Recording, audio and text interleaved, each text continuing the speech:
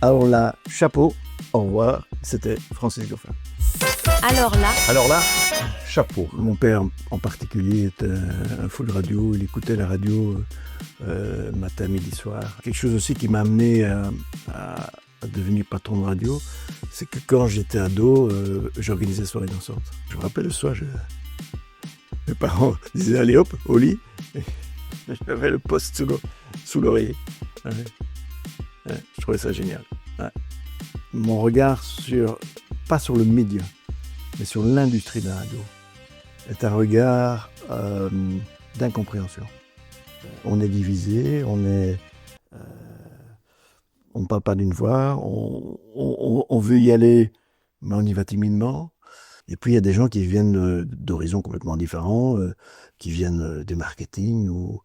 Et donc les valeurs fondamentales de la radio, je pense qu'elles, pour certains en tous les cas, leur échappent. Et en général, les discours sont toujours tout va bien. Et ça, je trouve que c'est une forme de déni dangereux et qu'on se met un peu la tête dans le sable. Un tiers de trip, un tiers d'expérience, un tiers d'écoute. Alors là, Chapeau. Un podcast audio et vidéo de et avec Philippe Chapeau.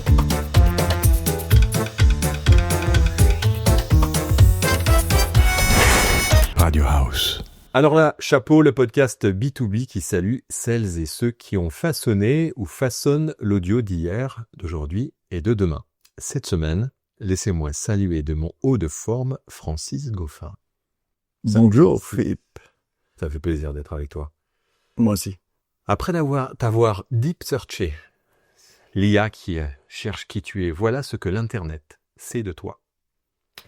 Notre invité d'aujourd'hui est un véritable architecte de la radio moderne. Un homme dont la carrière de 45 ans a façonné le paysage radiophonique que nous connaissons. Avant toute chose, il convient de clarifier son identité pour éviter toute confusion. Il ne s'agit ni du tennisman David Goffin, ni de l'écrivain Robert Goffin, ni du footballeur anglais Dick Goffin. L'homme qui nous intéresse est un pionnier de la radio belge. Une figure dont la carrière peut être lue comme une pièce en 3 actes. L'entrepreneur, qui a contribué à bâtir le paysage radiophonique privé en Belgique, le transformateur, qui a révolutionné le service public, et enfin le visionnaire, qui a unifié une industrie divisée pour affronter l'avenir numérique. Mais pour comprendre l'homme, il faut remonter à ses débuts, assez rock'n'roll.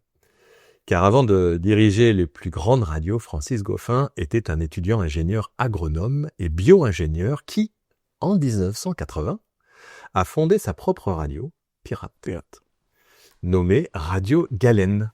Cette radio pirate qui deviendra plus tard RGN est le creuset où se forme sa passion pour le média.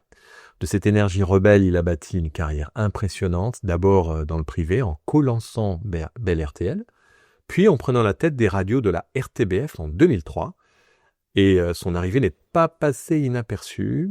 Un article de l'époque décrivait son recrutement de manière très imagée, affirmant que la direction avait lâché la meute de Francis Goffin sur le service public.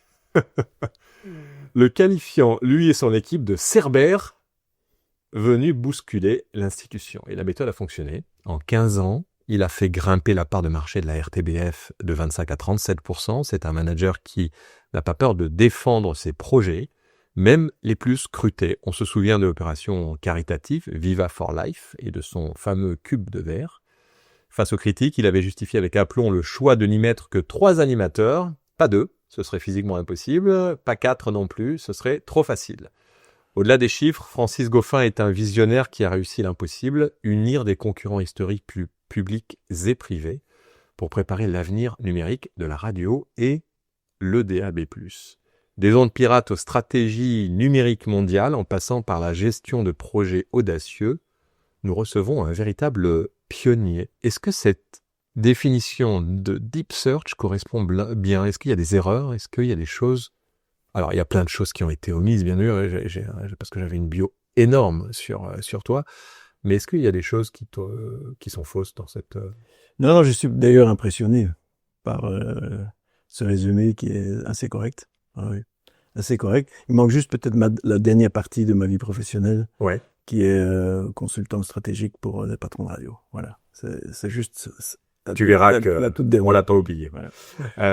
Complètement. Alors, Radio Pirate ? Oui, la première radio que j'ai lancée fin 1980, il y a 45 ans, était une radio totalement pirate, associative, de type étudiant, puisque c'était une initiative que j'avais amenée avec 2 autres amis étudiants de l'époque à l'association des étudiants. Et en fait, pour la lancer, on avait besoin un peu d'argent, et donc j'ai proposé d'organiser une soirée dansante supplémentaire, une boom comme on disait à l'époque, et le bénéfice de la boom nous a permis de démarrer. Mais assez rapidement, j'ai voulu aller chercher les gens de la ville, donc les non-étudiants, pour essayer d'unifier 2 mondes qui vivaient totalement en parallèle. Je trouvais ça dommage, et je trouvais que la radio pouvait faire le lien social entre les étudiants et les gens de la cité. Et ça a plutôt bien marché. Et alors, tu faisais quoi dans cette toux ?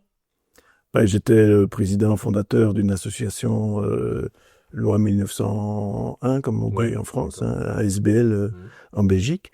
Et quand on est président fondateur, on fait tout, oui. 150 bénévoles, il fallait faire les plannings. J'ai fait très peu d'antennes dans ma vie professionnelle. J'en faisais un peu quand j'avais plus d'animateur. J'ai fait les petits matins. On en parlera tout à l'heure aussi. Voilà. Oui, c'était une belle époque. Alors, on va aller justement pour essayer de comprendre un peu mieux plein de choses sur toi, sur ton parcours, tes personnalités et les choix que tu as pu faire. On va aller un peu du côté de perso, mais sans trop dévoiler. Tu dévoiles ce que tu veux. Très peu d'infos sur toi avant 1980.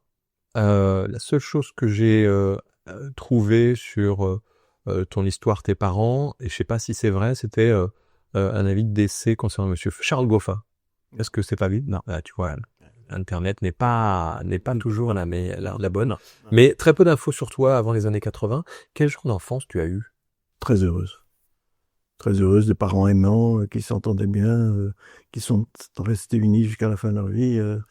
Voilà. Et avec une place centrale pour la radio. Ah, oui, des 2 parents ? Oui. Mon père en particulier était un fou de radio. Il écoutait la radio matin, midi, soir. Et j'ai le poste familial, je l'ai. Il est dans ma cave et j'ai trouvé un rétrofiteur pour lui demander de le mettre en Bluetooth avec un ampli moderne, puisqu'il ne fonctionne plus malheureusement. Mais je pense que c'est mes parents qui m'ont donné le goût de la radio, oui, tout à fait. Tu l'entendais sans arrêt ? Sans arrêt. Et c'est ça qui, tu penses ? Je pense, oui. A joué un rôle. Alors qu'ils écoutaient l'INR, c'est-à-dire l'ancêtre de la RTBF, le premier programme, ils étaient surtout intéressés par les informations, plus que par le divertissement. Et donc, c'est là que j'ai suivi, je me rappelle, ce premier souvenir d'information, c'était l'assassinat de Kennedy. Voilà. Donc, ils étaient arrivés à leur poste pour suivre ça, à l'époque. Voilà. C'est la fin de cette partie d'Alors là, chapeau, disponible gratuitement. C'est déjà fini ? Eh oui, c'est fini. Mais si vous désirez découvrir la suite de cet épisode, retrouvez-nous sur la lettre.pro/ALC en majuscule, ALC.